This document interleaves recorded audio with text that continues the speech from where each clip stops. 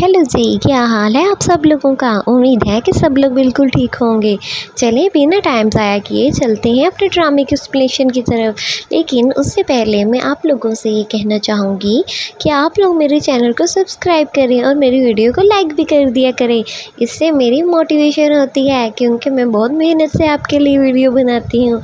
तो चलिए स्टार्ट करते हैं ड्रामे की एक्सप्लेनेशन। जैसे कि मैंने अभी आपको बताया कि फ़िज़ा की माँ यानी कि दुआ की माँ दुआ के बाप से कहती है कि मुझे लगता है कि फ़िज़ा के घर वाले दहेज लेना चाहते हैं।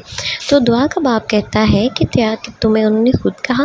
वो कहती है नहीं, खुद तो नहीं कहा, लेकिन मुझे उनकी बातों से शक पड़ता है। तो दुआ का बाप कहता है छोड़ो तुम ये बात, इतना दिमाग चलाने की तुम्हें अब तक ज़रूरत नहीं है। इसी दौरान देखती है दुआ की माँ कि दुआ के बाप के पास तो एक मोबाइल है। हालांकि दुआ का बाप तो मोबाइल यानी कि शैतान का चरखा कहता है इसको लेने से सख्त नाराज़ है, और घर में भी हमारे पास किसी के पास मोबाइल नहीं है। तो आपने ये मोबाइल कब ले लिया, आपने तो हमें बताया तक नहीं। वो आगे से कहता है कि छोड़ो तुम इन बातों में नहीं आया करो, ज़रा सा मोबाइल है बिक रहा था, दोस्त का था, उसे पैसे देने थे तो मैंने उसका मोबाइल ले लिया, तुम इन बातों पर मेरी तरफ नहीं आया करो। तो दुआ की माँ चुप हो जाती है। उसके बाद दुआ का बाप भी सो जाता है। अगले दिन दिखाया जाता है कि एक दिन बाद दुआ की बड़ी बहन फ़िज़ा की मेहंदी है।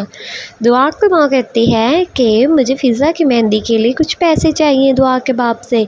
तो दुआ का बाप कहता है कि कोई मेरे पास पैसे वैसे नहीं हैं, चुपचाप घर में ही मेहंदी लगा लो, बात ख़त्म। तो दुआ की माँ बहुत परेशान होती है, कहती है कि नहीं, हमारी बेटी कुंवारी है और उसकी भी कोई ख्वाहिश होगी, और बच्चियाँ भी ज़िद कर रही हैं कि फ़िज़ा की मेहंदी के लिए उन्हें तैयारी करनी है, तो आप कुछ पैसे दे दीजिए। लेकिन दुआ का बाप तो एक बदतमीज़ किस्म का आदमी दिखाया गया है। वो कहता है कि ना ही मेरे पास कोई पैसे हैं और ना ही मैं कोई पैसे दूँगा, और बेहतर यही है कि तुम घर में ही मेहंदी लगा लो और चुपचाप बैठी रहो। तो दुआ की माँ को कह के दुआ का बाप बाहर चला जाता है।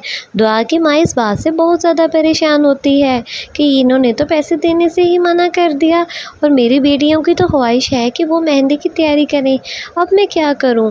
तो वो परेशान होती है और सोचती है कि चलो मेरी एक मेटी डाली है, मैं वो लेने चली जाती हूँ। और उसके बाद वो कहती है कि मेरी चादर लेके आओ, मुझे बाहर जाना है। और वो बाहर चली जाती है और कमेटी ला के थोड़ा बहुत अरेंजमेंट की तैयारी करवाती है। जब दुआ का बाप घर आता है, देखता है कि तैयारियां तो की हुई हैं।